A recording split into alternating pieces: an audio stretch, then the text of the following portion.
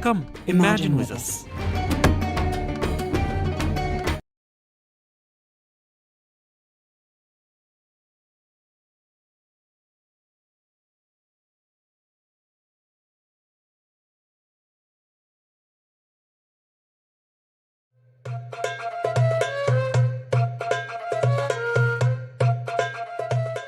Can and may we, in present-day Berlin, imagine a Middle East unified in peace and equality?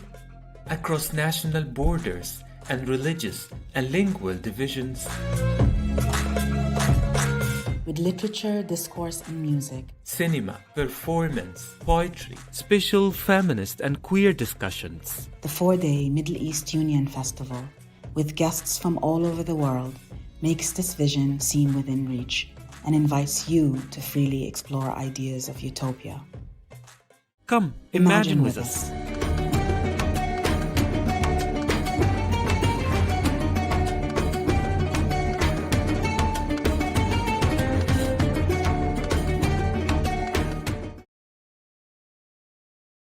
Hello everybody, thank you so much for joining us for another panel at the Middle Eastern Festival. Middle Eastern Union Festival. We are on the second day, and we have a wonderful panel today about the Environmental Majlis, a council talking about the environmental challenges of the Middle East in the future. The moderator of the panel is Awad, who's also a curator in the festival. Ala holds a bachelor degree in environmental science and a master's in water resources management from TH Köln. She's an activist who's passionate about environment, justice, and human rights. She's currently doing a lectureship at the TH Köln to research local knowledge and climate change adaptation, and she will host a panel and introduce the panelists. Thank you so much for joining. If you have any questions, please look at the Facebook event and send us in the discussions the questions, and we will transfer it to the panelists. Thank you, Hila. Hello, everybody. Welcome to our panel. My name is Awad, and I have two great guest speakers with me that I personally watched talk few times. And I had the pleasure to also have a workshop with Rina and Sami. First, we have Rina Kedem. She is an environmental peace entrepreneur. She works and teaches in the fields of international development, conflict, and environment. She works in organized projects with Palestinians, Jordanian, and Israelis for 2 decades. And she is a co-director of Jordan-Israel Center of Environmental Cooperation at the Araba Institute.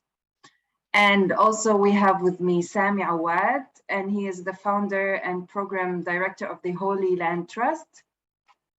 He's also working a lot on conflicts and nonviolent resistance. He's also a great speaker, and I'm very happy to have both of them today. And yes, I would like to now give the mic to Rina and Sami, and I would like them to tell us about themselves. And yeah, and I'm looking forward. And please tell us where you are joining us from today. I'm here in Haifa. And yeah.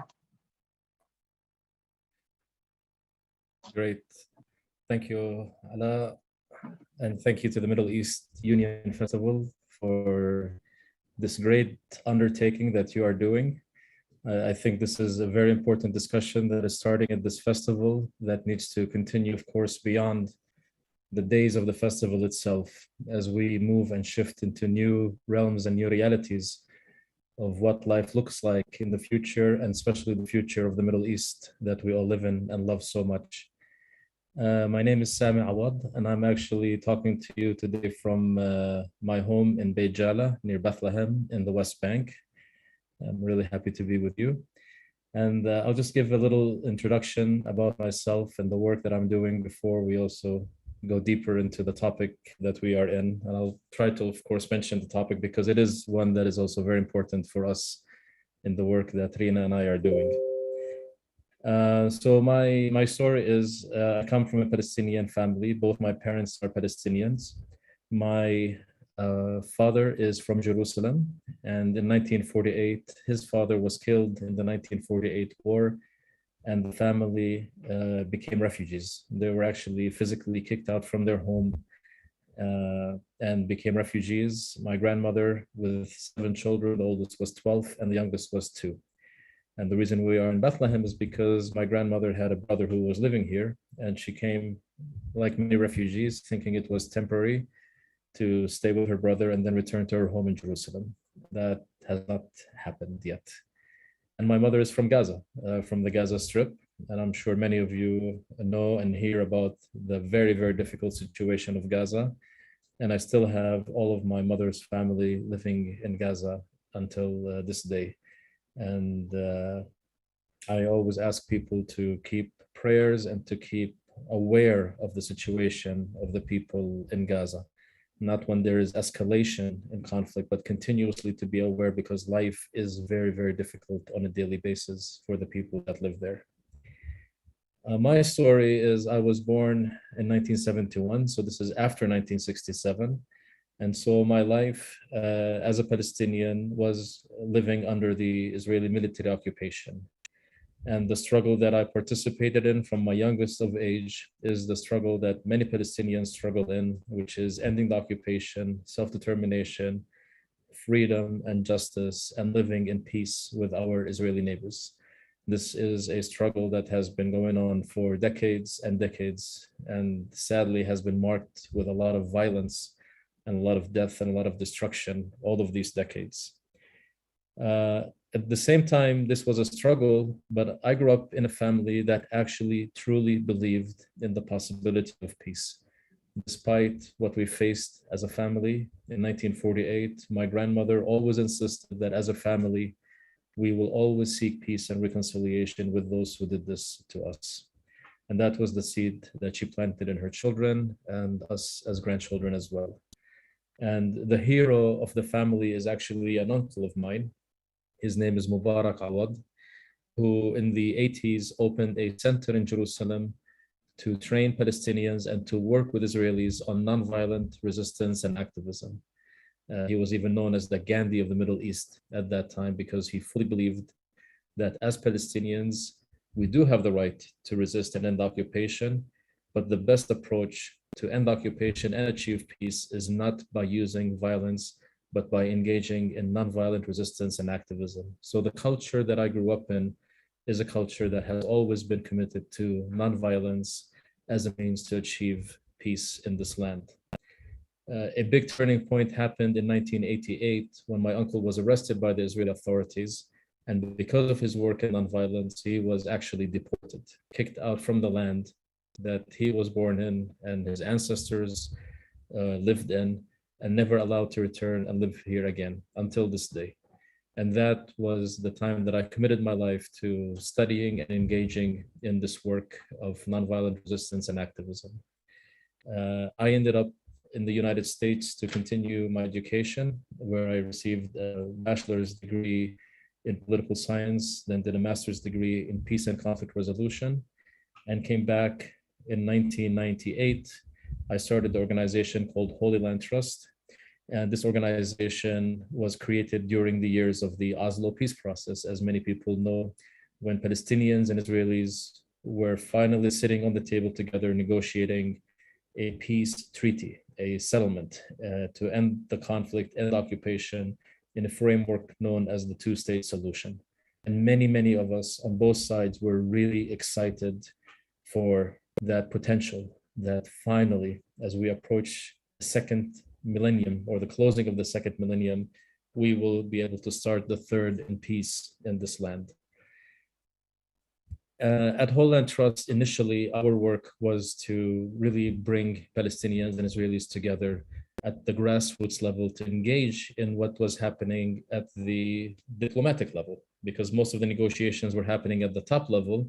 We felt that people-to-people engagement was also very important to do. It's not just what the politicians agree, it's how the people actually know, are aware, endorse, and advocate for peace as well. We cannot just have treaties between countries. And as we know very well in the Middle East, we do have treaties between countries, but this is at the political, economic levels. When it comes to people engagement, most Israelis may have never met Egyptians, for example, or Jordanians, or vice versa. So you cannot just have peace that is just diplomatic peace, political negotiations. You need grassroots engagement. And this is what we started working as an organization. Sadly, by the year 1999, 2000, the negotiations ended, and we fell into a very violent period known as the Second Intifada, the Second Uprising. As an organization, we very quickly picked up the mantle of nonviolent resistance and activism, and we became a leading organization in the work of nonviolence. Training, building strategies, organizing demonstrations, protests, again, working jointly with Israelis and Palestinians to try and end the occupation. And everything we were doing was aimed to achieve the political aspirations where the negotiators or the politicians failed. So our nonviolence was aimed at Israeli settlements, Israeli checkpoints, military installations, and by 2003, the building of the separation wall that still, of course, exists and continues to grow in this land. At a certain point in our development and growth as an organization, we began to understand that, again, even working at the grassroots level, peace is not just about achieving a political solution. There is much more depth to engaging in peace work that hasn't been addressed, and we need to address it. And I know this is not the panel for this, but I'll just mention the two components that we work on, in addition to the environmental one, which I will speak on, which is the need to address the collective trauma that both of our communities engage in. And as we are talking also to an audience in this festival that is launched from Germany, I think this is a topic that is very, very well known, and that if we don't address collective traumas of our communities, we will never be able to achieve peace.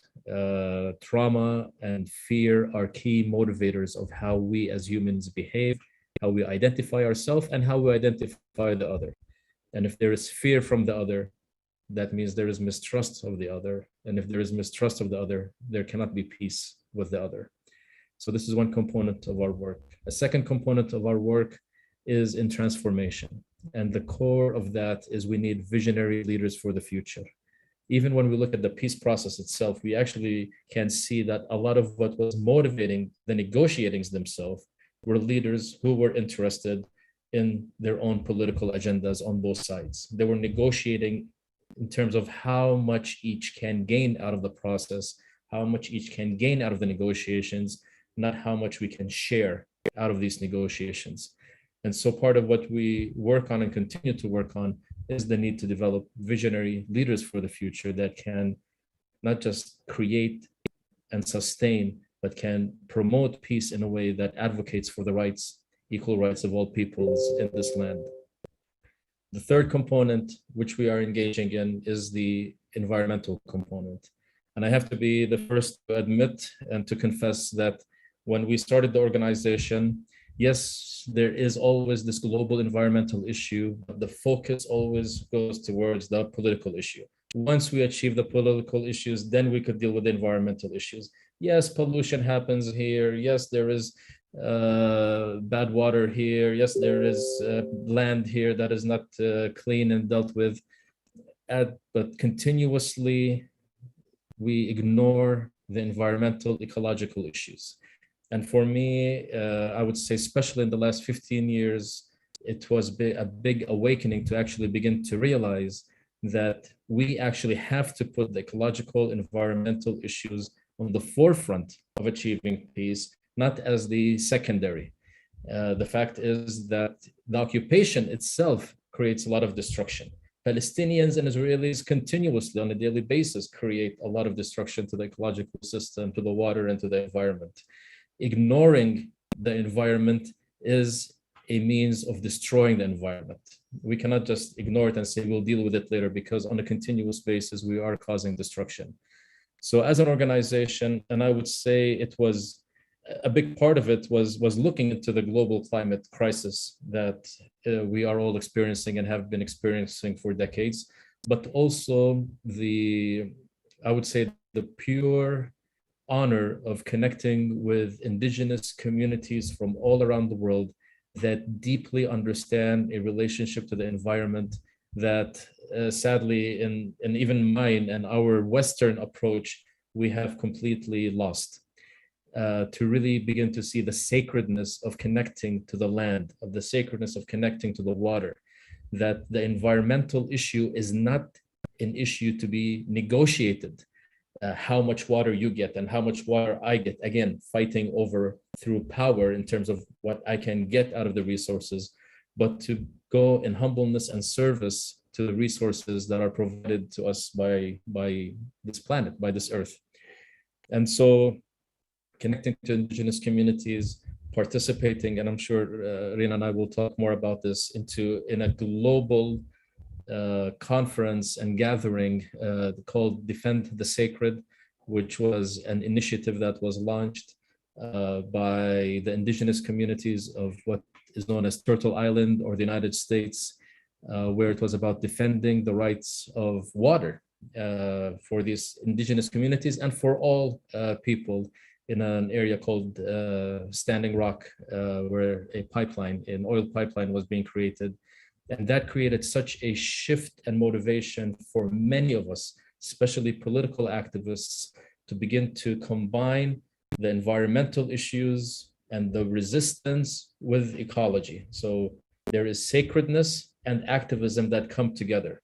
When you are just engaging in activism, you are engaging in it many times from a place of fear, many times from a place of anger and hatred.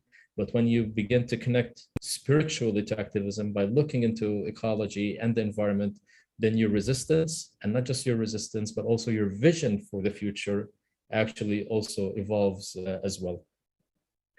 And part of what we have initiated now is a local Palestinian Israeli branch of Defend the Sacred.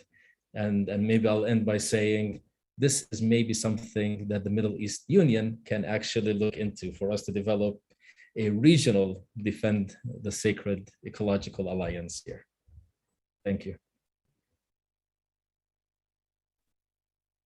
Thank you, Sami. Now I will give the floor to Rina to speak about herself and give us a little bit of background and tell us where she's also talking to us today and a little bit about her journey. Okay, so good afternoon, everyone. So my name is Rina Kedem, and right now I'm actually traveling. So normally I live in a small community next to the border with Jordan called Kibbutz Lotan, which is a kind of eco-environmental intentional community. And right now I'm somewhere around Netanya. So I also apologize in advance if my internet has problems. I will be switching between devices, but hopefully all will be well. And I want to thank you, Alan, for the organizers of this Middle East Union, because it's a very different initiative. And Sami and I spoke about this, that we get invited to speak in different engagements. And the reason this one was so interesting, that it's not only about the now, but it's actually about dreaming the future as well. And in our work, I feel here in the Middle East, many people have forgotten to dream or are scared to dream what it will look like the day after. What will it look like to live the life we want to live without having any excuses and nobody to blame anymore. So, and what happens when it's all up to us to get there? So thank you for initiating this event and this panel. And as you said, I'll share a little bit of my journey, which is, I love listening to Sami and always see where we meet and where we have different stories and where we weave in our histories. So I was actually born in the States to a Syrian mother who ran away from Syria when she was 16, Jewish, growing up in Syria, and to a Christian father who grew up in Louisiana and converted later on to Judaism. And this mix of cultures and identities had a big impact on my life.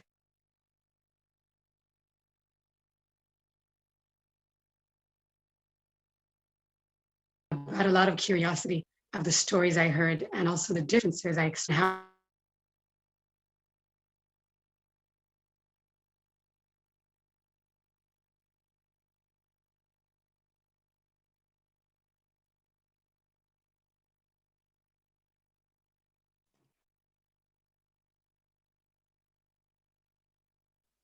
We are losing Rina. I think She we had a lost bit of, her. yes, we lost her a bit when she got to the interesting part. Here she is. Okay, I'm sorry. Where did you lose me?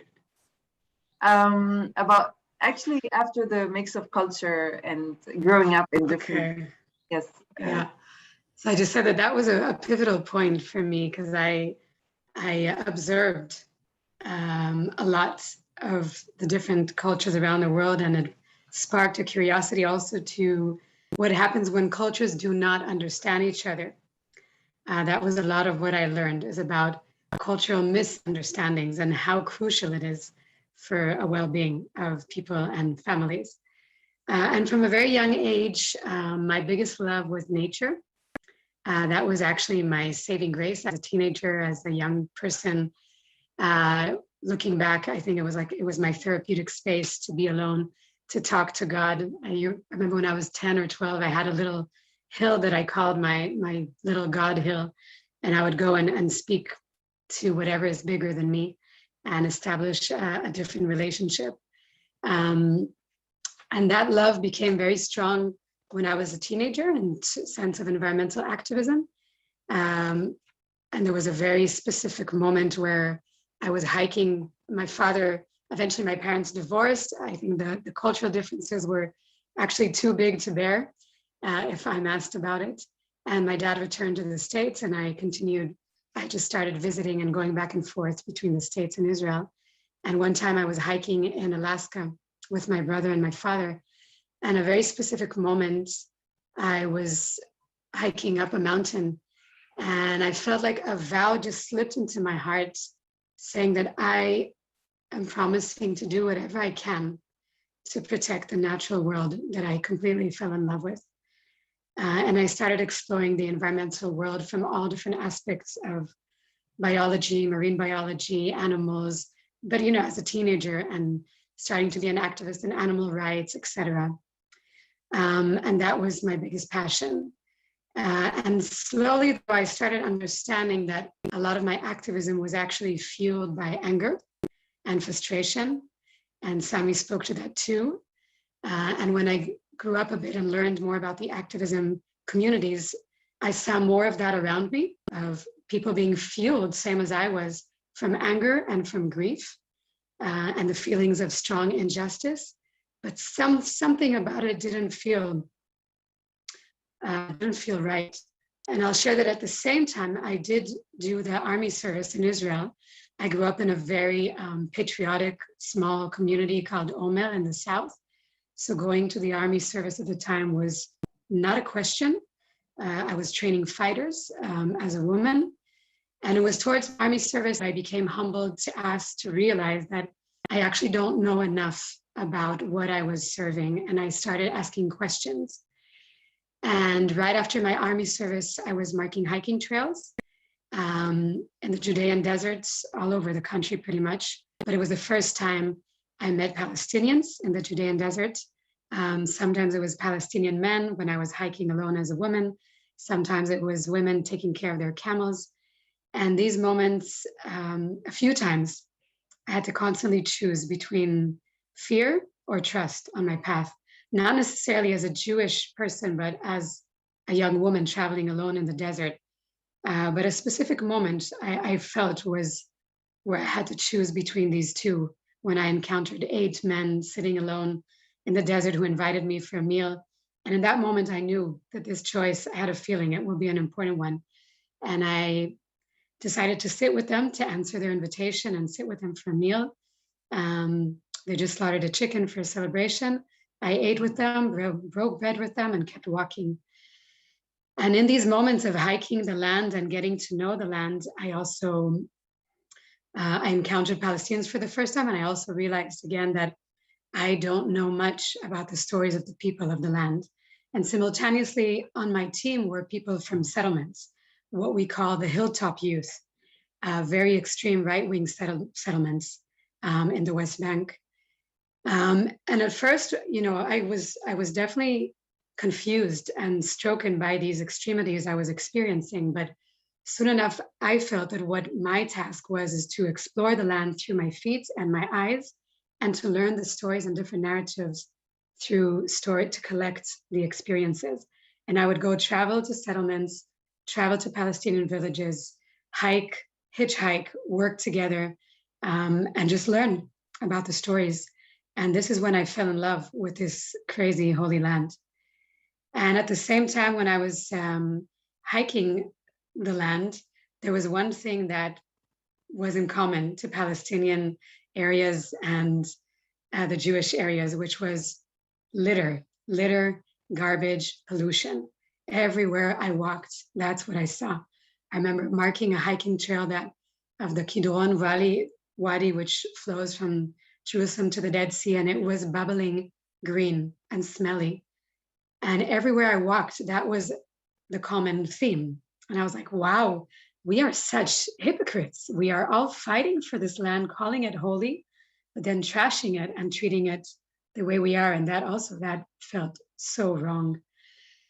And slowly, with several more experiences and travels around the world, soon enough, I realized that I want to merge my love to nature and this growing love I felt to the people of the land, to Palestinians, Israelis, and our different stories. And that's where my dream became to create an eco-community for Palestinian, Israelis, and internationals. And long story short, I encountered the community of Tamera and the Peace Research Village and the Arava Institute.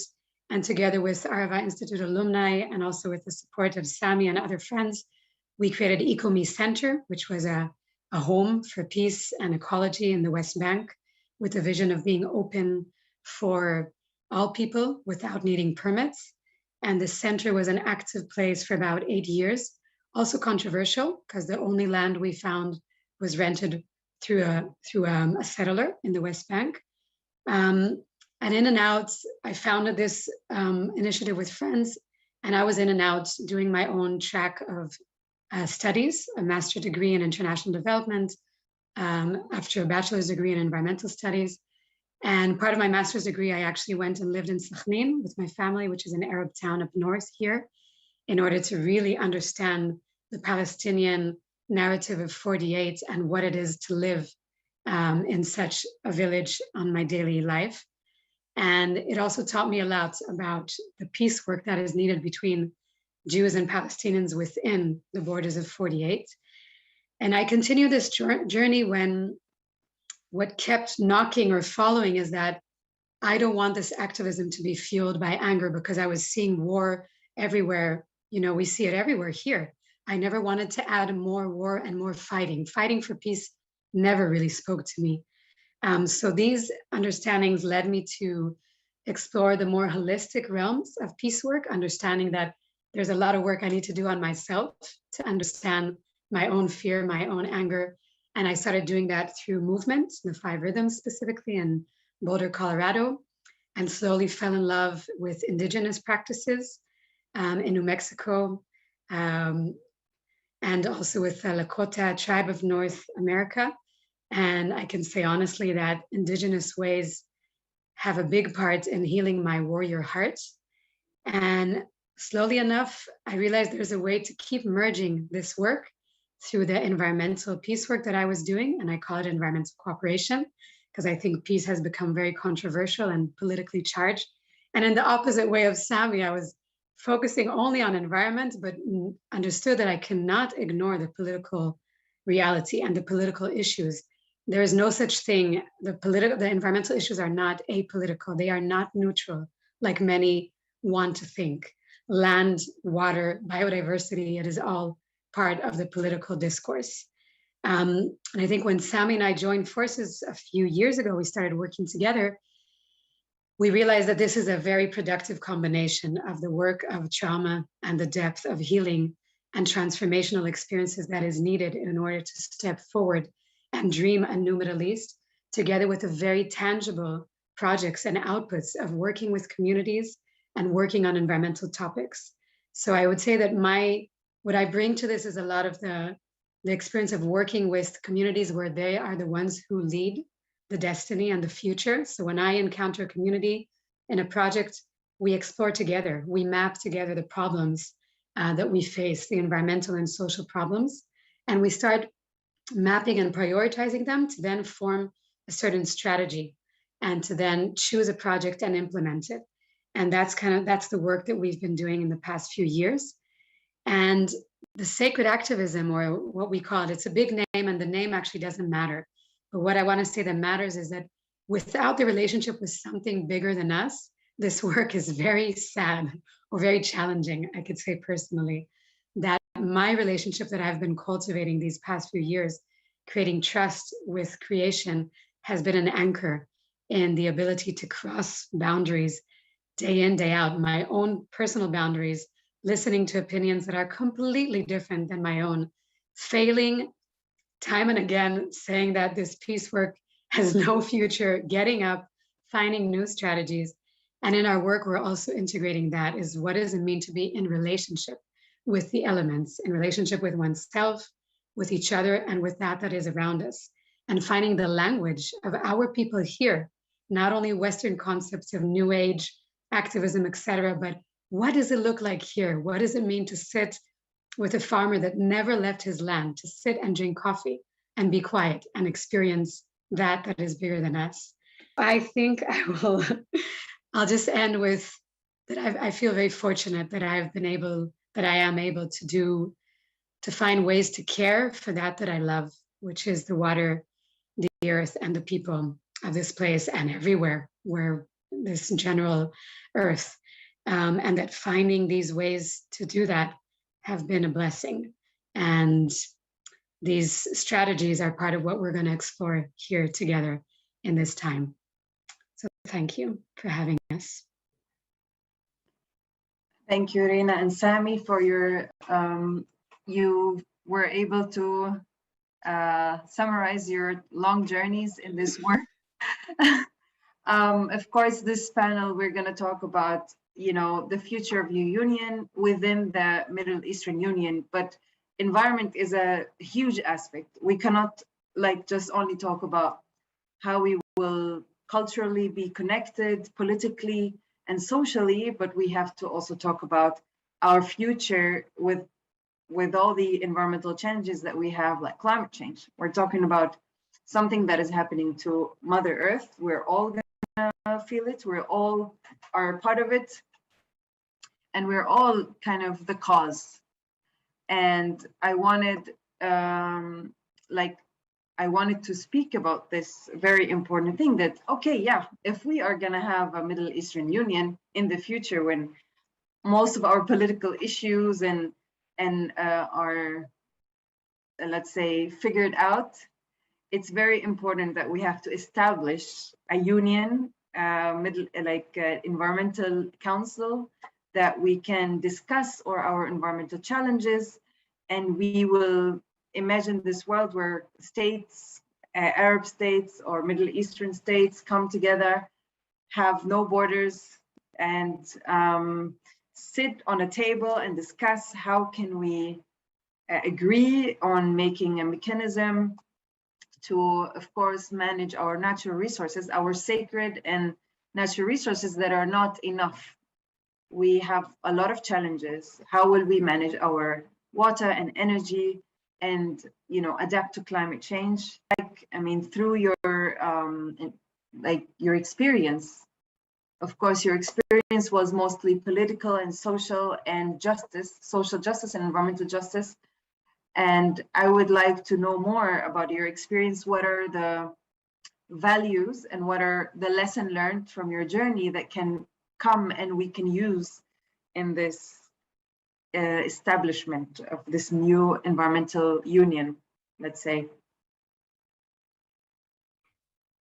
Yeah, thank you for this question. And I'm actually very, very happy that this panel is happening and this discussion is happening, even as the vision of a union is emerging.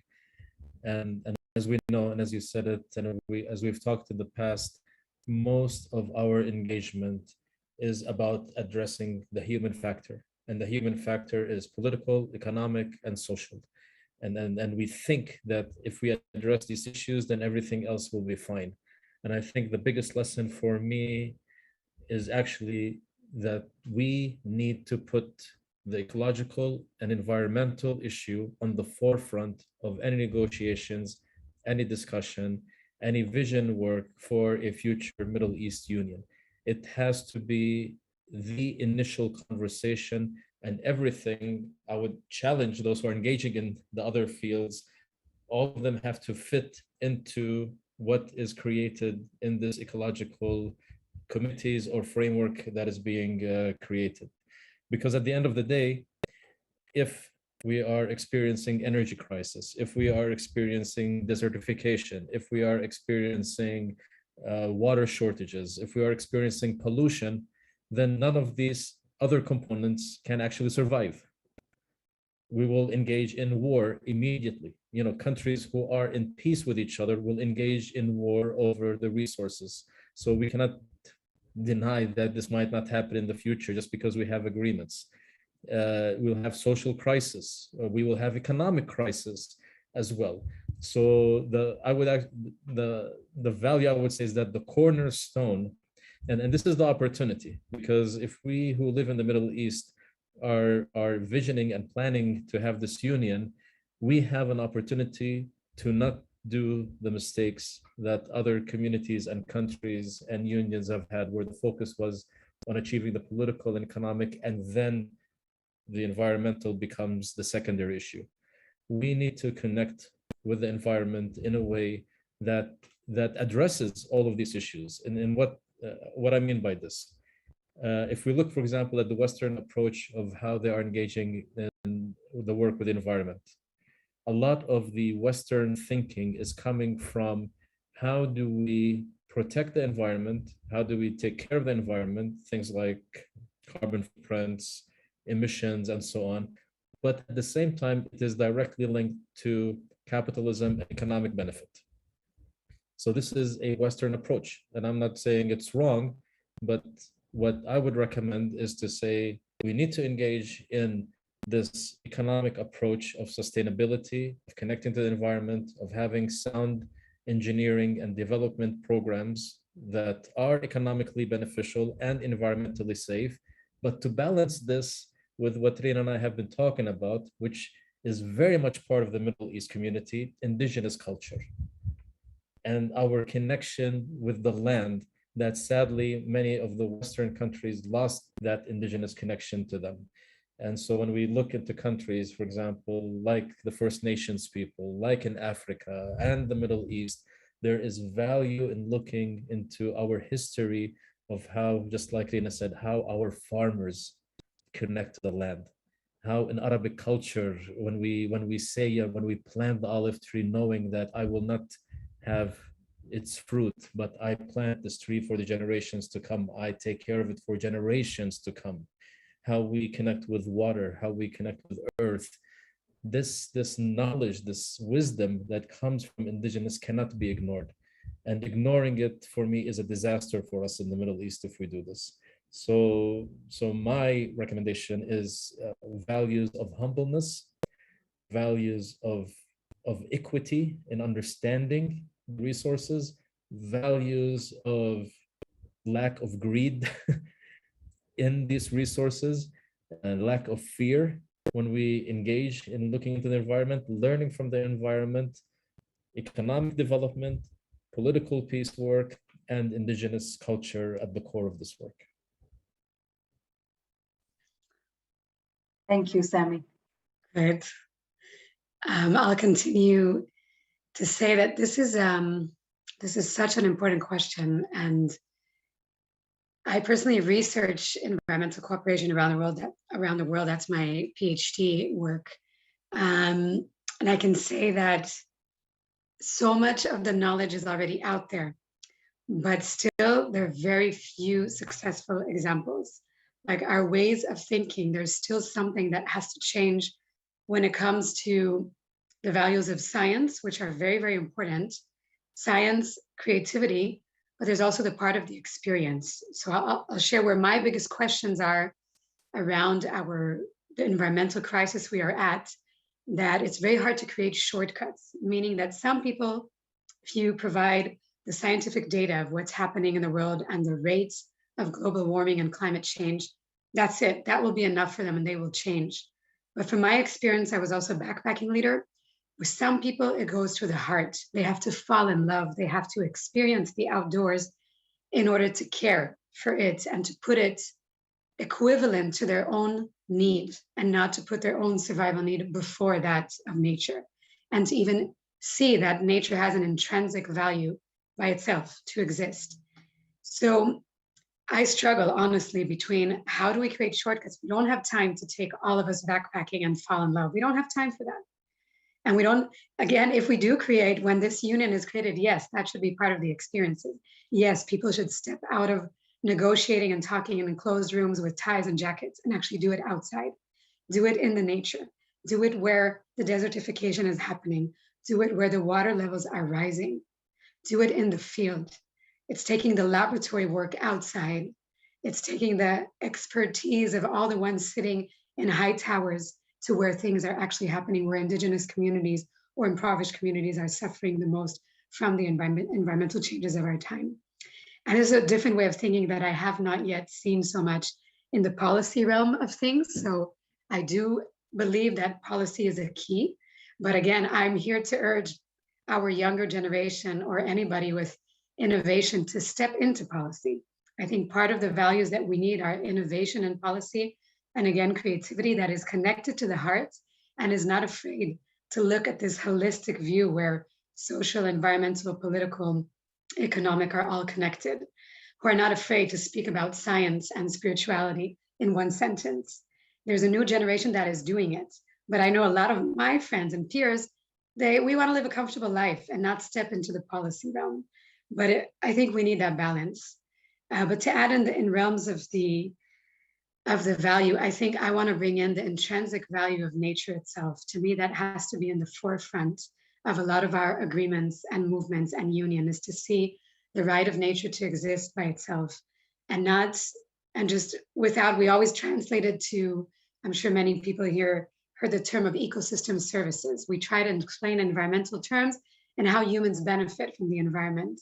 Important, and it works. We quantify it, we qualify it, it works.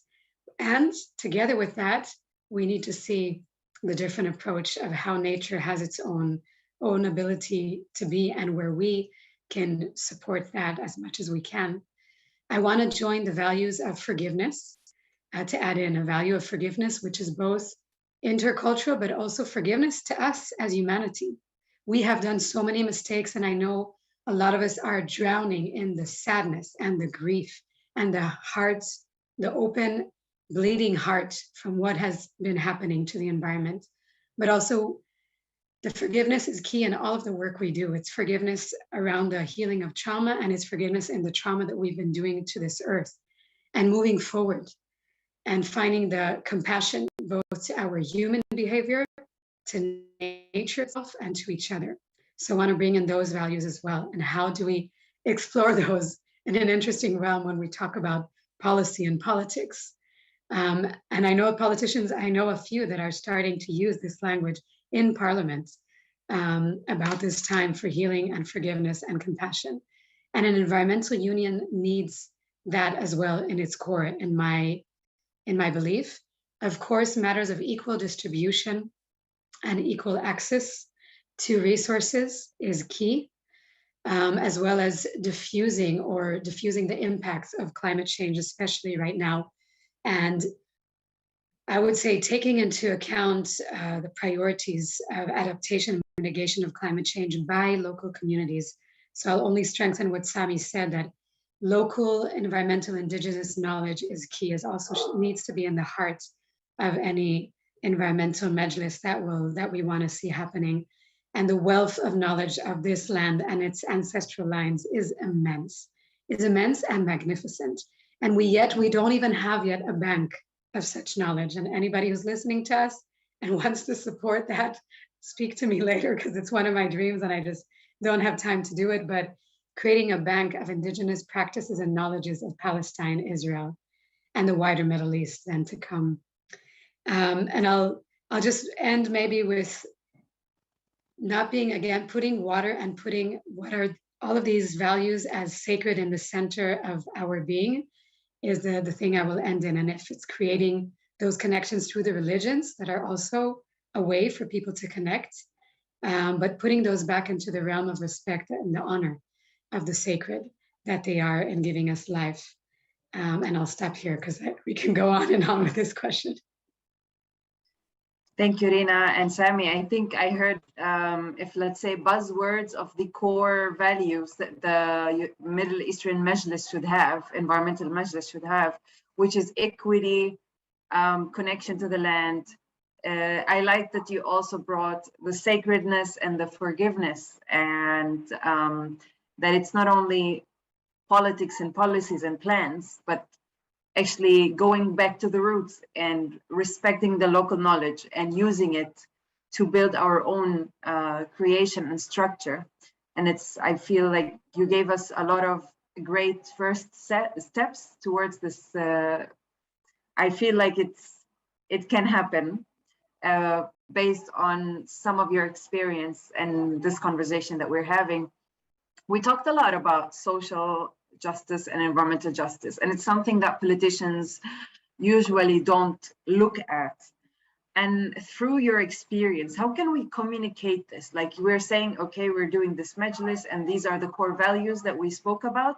I would like to hear how can we bring those core values like social environmental justice and put it out there.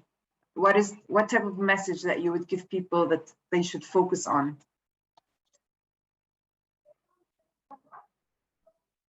Should I start, Sami? I'll start. I would say the message, and I also want to speak about strategies. I think this is a good moment, though. I think before the message, what I would like to do for a minute is for everybody who is here present with us, to take a moment and to, if you want to close your eyes or keep them open, but really take a moment to imagine one of our biggest hopes, I would say, for our personal lives and for a regional conflict that we are part of that has to do with environmental and social justice. And to feel a minute, what is that biggest challenge or that conflict that we observe, both a personal one and in the world outside of us. And then for a second to imagine, what does it feel as if that is solved? As if that, for example, in our case, that this social and environmental justice through a Middle East Environmental Majlis is actually there. And for a second to immerse myself in what does it feel like? What does it actually feel like to be in that position where years of conflict and mystery and questions of how to live in this way are suddenly solved? And we're actually feeling, what does it look like? What does it smell like? How are our conversations with the people that we work with in this environmental majlis, for example? And I'm taking a minute to envision this, to really bring it into the presence, to really bring it into our senses and our sensational experiences right now. And I want to answer that question from that point of how do we speak to each other? What have we achieved? What are we proud of? And how do we, now if we're already there and we're feeling how it feels, if I for a second look behind my shoulder and look back to the way I had to walk in order to get to this point, take a moment to look back and see what are the most important stepping stones that jump at me that I had to step on and cross in order to get to that point.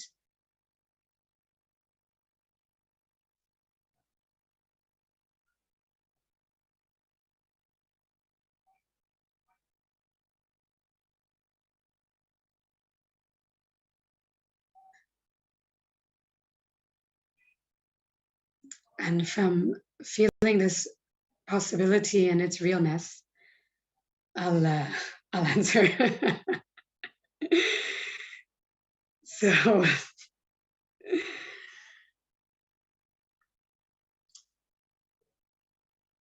So the way part of what I see that that we communicate with in such a majlis is through innovative shared decision making. Some of those ways are called sociocracy that I love, are ways where we listen to the wisdom of a group and trust that we bring a certain piece of the puzzle and find the ways to weave our knowledge and our talk. And we make decisions in these ways together. That's one thing that I can see. If I look back at these stepping stones, I see a place where each and every one of us takes a commitment to stop blaming, to stop shaming, to stop looking for anybody outside of myself that is meant to do this or that. Not the Prime Minister, not the Minister of Environment, not this politician, but what am I doing? And what can I do to change the impacts or reduce the impacts of climate change? What am I going to do? How am I devoting the times? Time is the most precious resource, or one of them for sure. How am I using my time in one day or in 1 week? How much of it am I giving to such realms of work? And how am I doing it with being in service of it and receiving and doing it just as a volunteer and doing it because that's the work I chose to do. So I see a commitment, I see communication, I see innovative circular economics, which so much knowledge is already existing. Charles Eisenstein, many of our colleagues and geniuses around the world, we bring that into our work and we embody it. We practice it in our management of resources, both economics, and when it comes to the natural resources, it requires more of a community, I would say community-based conservation models, where both we listen and explore a specific need or ecosystem and conservation, start fleshing out the knowledge that already exists, bringing in forth the gifts of science and innovation, and finding the way to combine those with the willingness of the local communities. I see unions and circles of community leadership joining in small circles according to specific geographic zones and having regional and then national and transnational, transboundary forums, each in their own topic. We're working on marine conservation and something called integrated coastal zone management.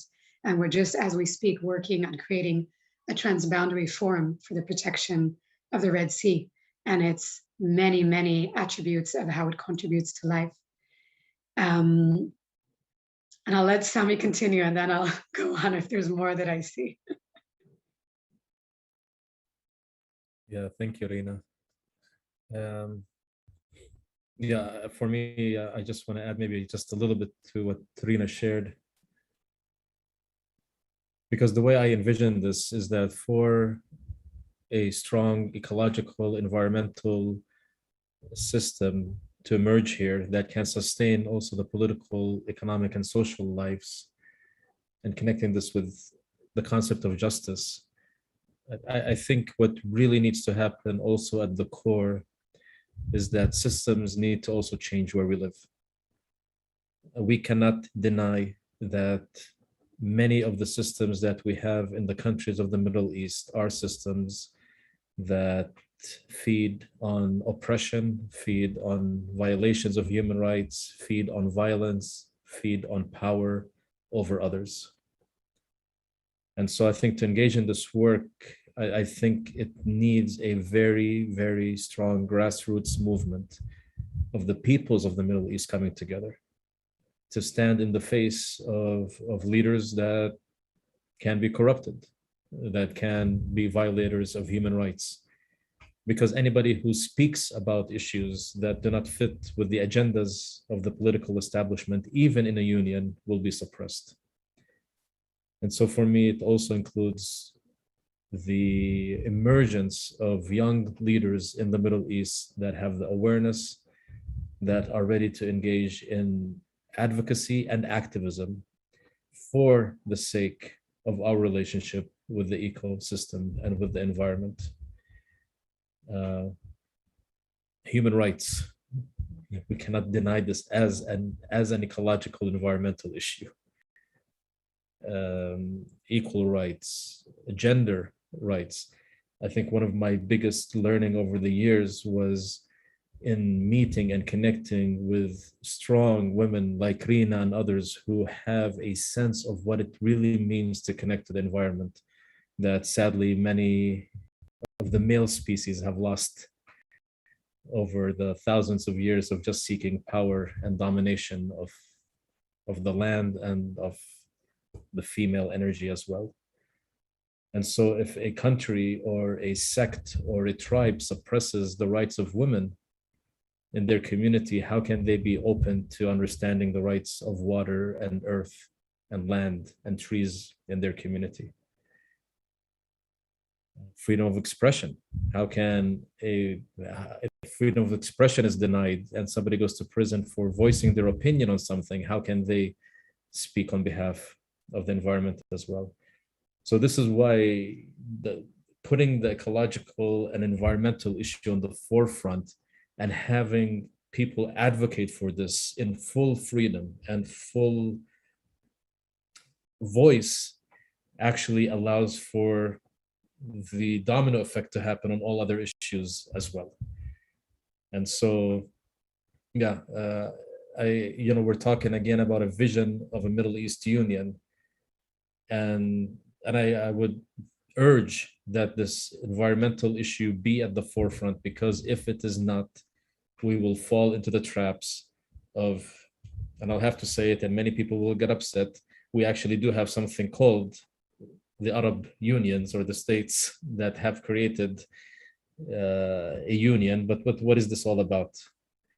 I mean, are we just adding more countries to a system that has not achieved anything for us, where politicians meet and each of these politicians or leaders are dominating their own people?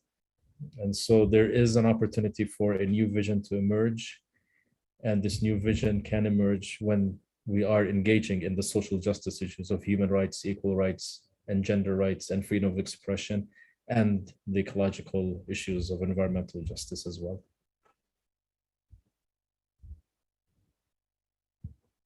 Thank you very much, Sami and Rina. I really feel like it's actually for me personally, a very emotional topic, because I'm in the same field. I care a lot about both people and the environment, and this is the two components. And we really would like to get there, as you said. People disconnect themselves a lot from the environment, from the nature, and they think first we have to take care of our political issues, social issues, and as if it's not connected to the space that their youth life they are doing.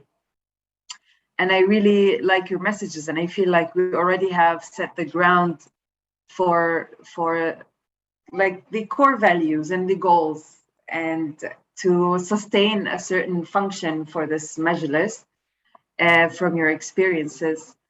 I would like to ask another, like one of those last questions. Like, can we maintain this just system of natural resource management, like whether it's water, energy, and land, and the distribution, like we see right now in climate issues, like we have seen fires right now happening in Algeria, and in Turkey, we have water problems in Iraq, we have all over the place. We are actually, the Middle East is the place where we really need an environmental Majlis more than any other place in the world, I believe. And I can, of course, picture a world where like will be an aid or a crisis response among us, and their sharing of resources. But I want to see how can we maintain this just system? And in your experience, in your work, because most of the solutions out there are not as just. Let's say it's all about where the money goes. But with all the core values that you just spoke about, I want to see what should we do to maintain a just system of natural resources.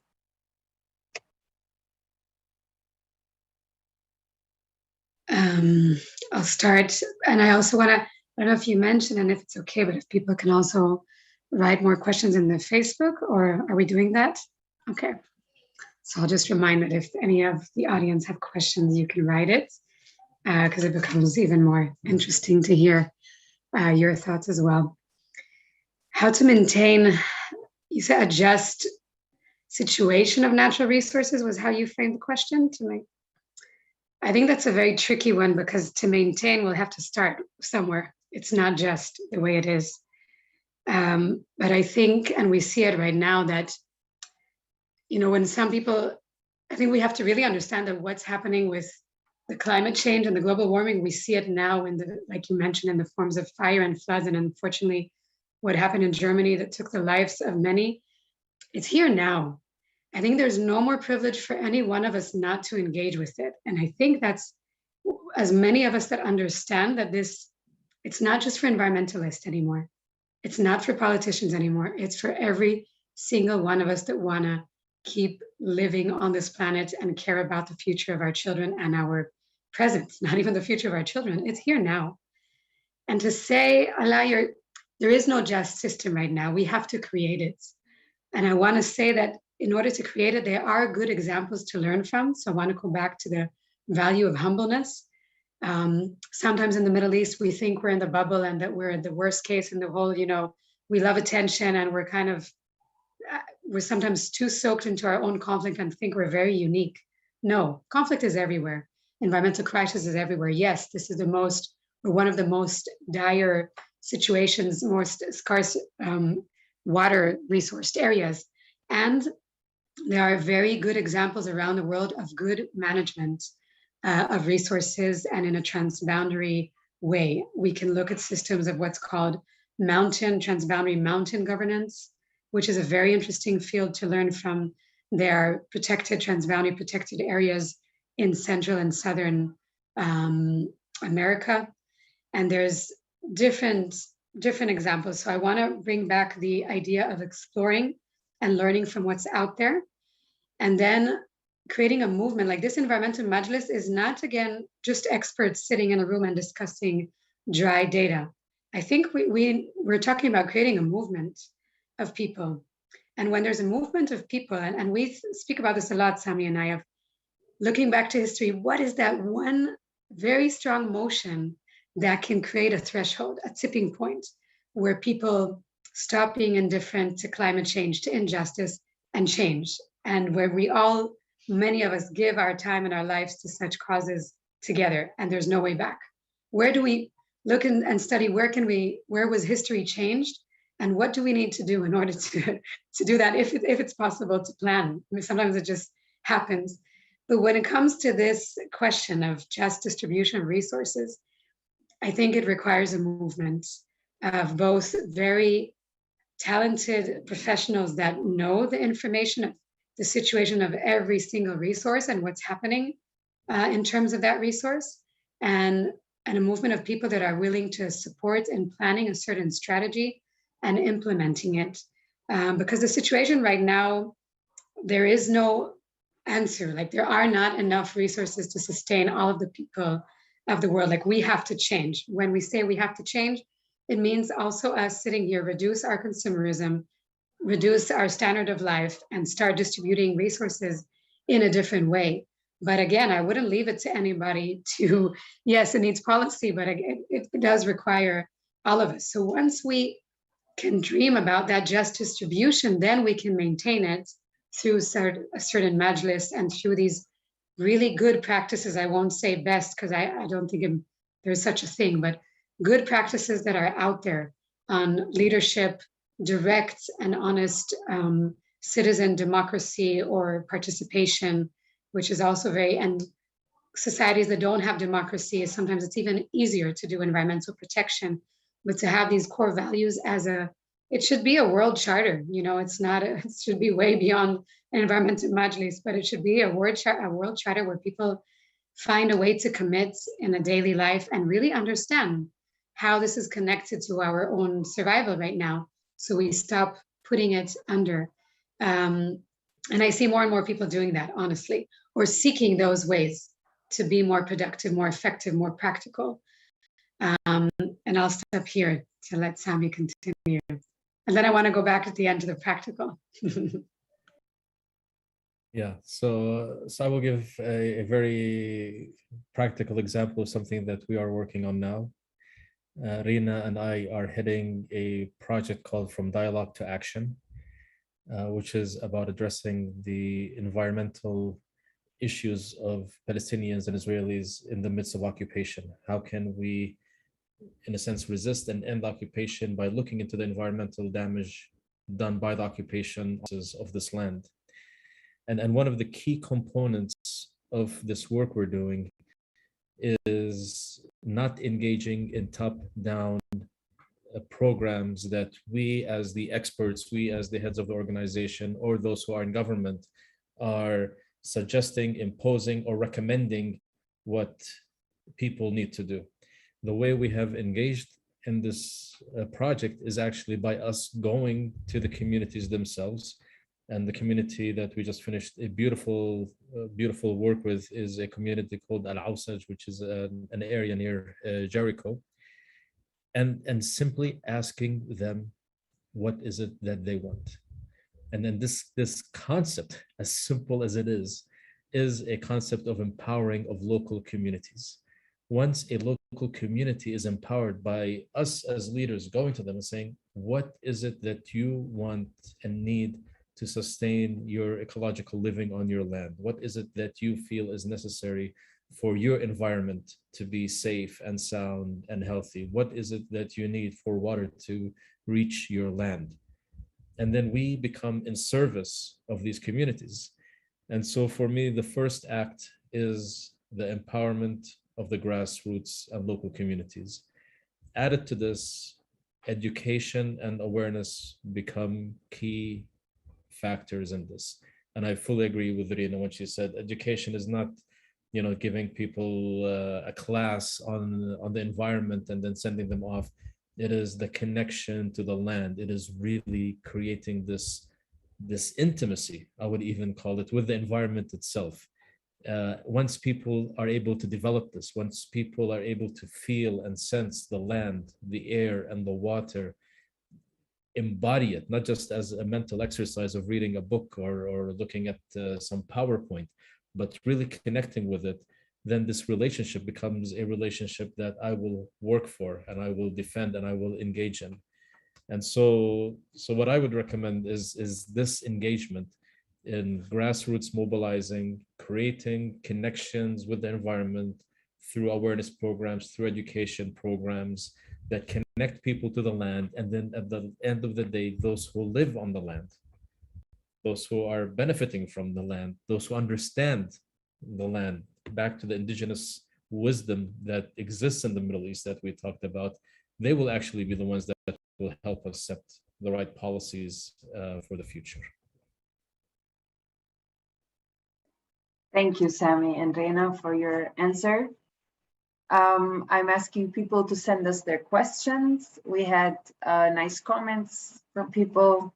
They liked that the message, the talk is very real and comes from an honest place and from an experience, a long experience in this topic. I would actually ask you, for me, like this is a last thing, is that what would you like to tell us about your next projects? What would you like the people to contribute? How can we support you? I would like you to tell me, what can we do to support your work?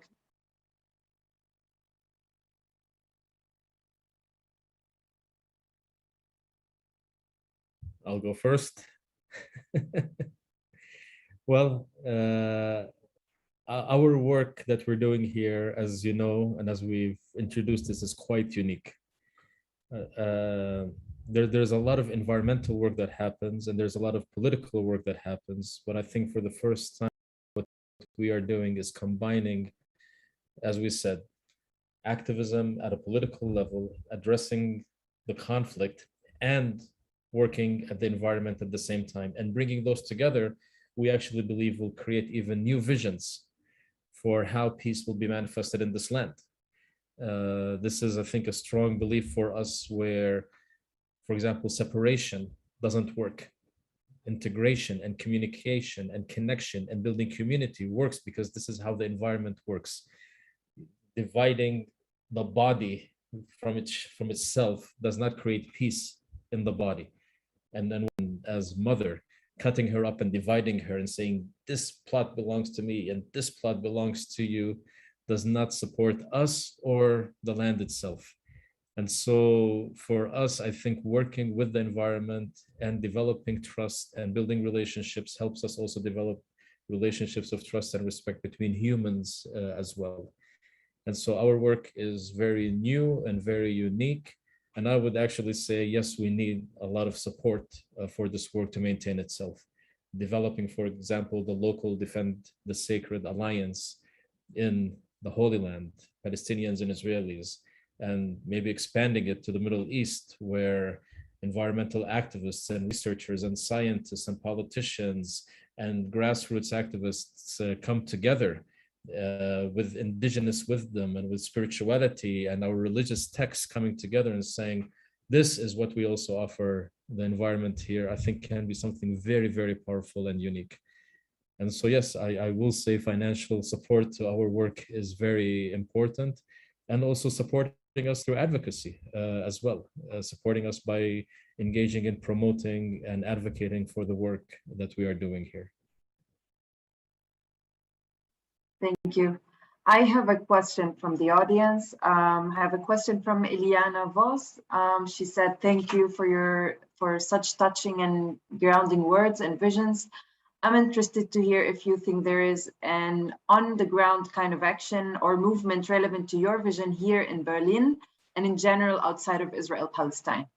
So she would like to see, probably this is part of the advocacy, part of solidarity question. Yeah, thank you for the question, Eliana. And I would just say, sure, let's talk. I mean, I think Berlin is in an outstanding place, a resource, a hub right now in the world that people from all countries and refugees come to. So I think there's a lot to discuss and to create these alliances from the Middle East to the different areas and to explore these questions together and expand this movement of sacred activism of people resonate, and in whatever way resonates to the local context. So practical ways will be to reach out and have conversations. That's one thing. And then I have a few other, and if Sami, if you want to add to that question after, I'll add a few more practical things right now. But I think I'll start with saying one, but there are more. When it comes to practical things and what we can do both to expand and to support this work and what's needed everywhere, I think is to invest more in off-grid systems for communities in general, not only first of all, the communities that have no other option, but for all of us, I think off-grid systems of biogas, gray water systems, solar energy, and to do it in a smart way. It's not that every solar power system is definitely, we have to look at the whole life cycle of a product, yeah, but definitely to go more off-grid and to study and bring those into advocacy. Countries do not allow wastewater systems. Countries do not allow I can speak about Israel and Palestine, biogas systems have problems receiving the proper certifications and approvals. So this is something that's very, very tangible, and I think we need to move on to. Another thing is that I want to speak and urge when you said to support our work, and I think in general what we need, I think is a lot about channeling our emotional turmoil into creativity and expression. And I'm thinking about I've seen Sami was there, and I have friends who engage in aerial arts and combine together arts, movement, activist, environmental expressions together, saying that it's our responsibility now not to soak into our personal turmoil, but as much as we can, do something about it, and also keep moving and do what brings us alive. And that no matter what we will do, we know that it may change something in the long term, it may change right now, but a lot of us will keep doing it because this is what we love doing.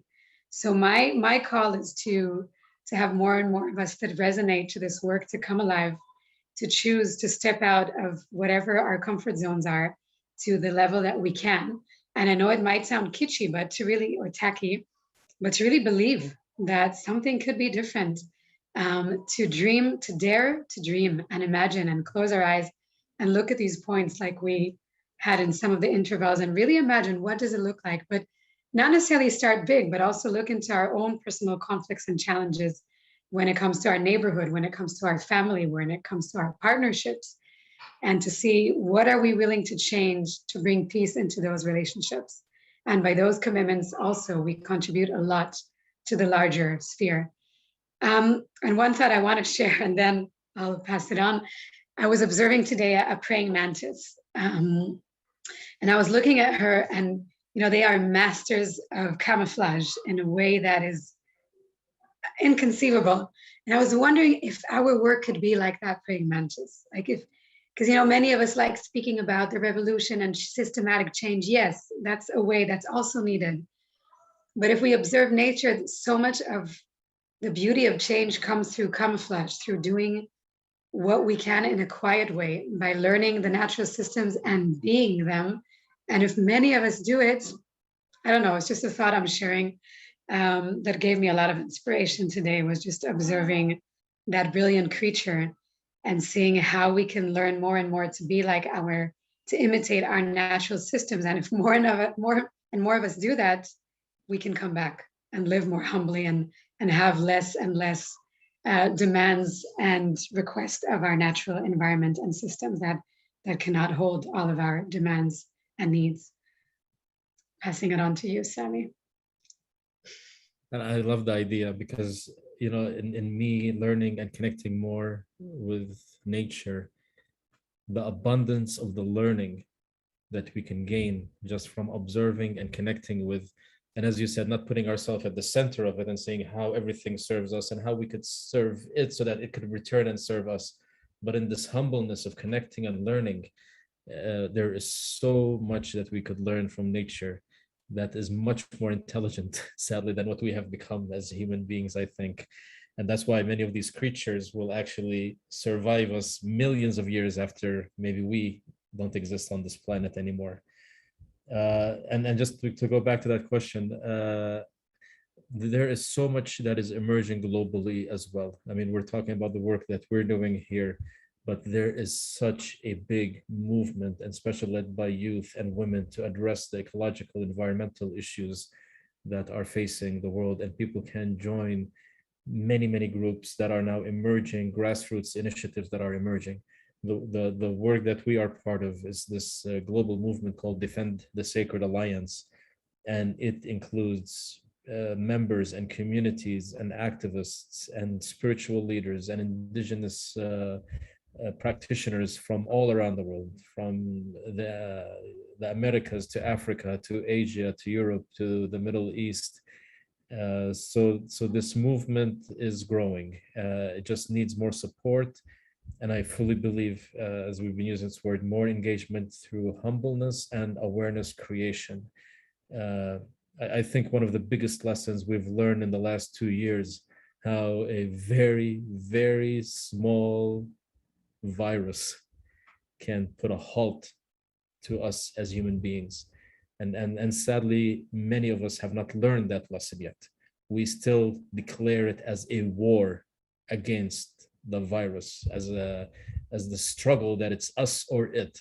And then we know at the end of the day who will win this if we engage in it as a war, as a conflict between us and the virus. And so to understand that something so small can affect us so much has to be the eye-opening for us to just stop, take a breathe and ask, okay, how can we now engage with the environment in a different way? How do we engage with water in a different way? Our greediness, our possessiveness, our control, our power, our systems that are embedded in this patriarchal system of control and domination are not going to last. They're not helping us, but more important, they're not going to last. And so the emergence of the new needs to begin now, so that we don't experience a full collapse of the system.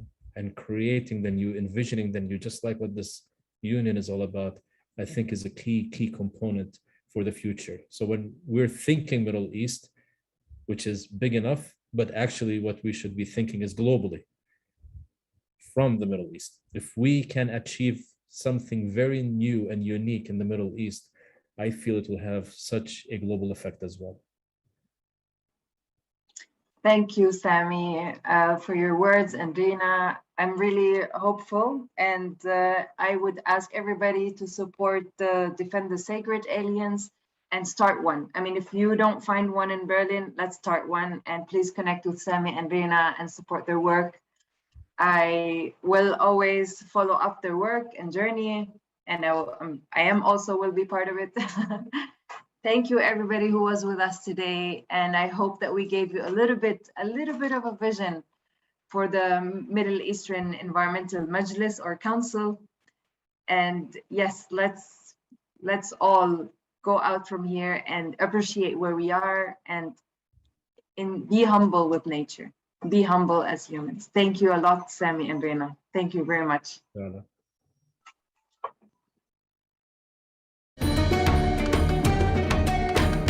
Come, imagine with us.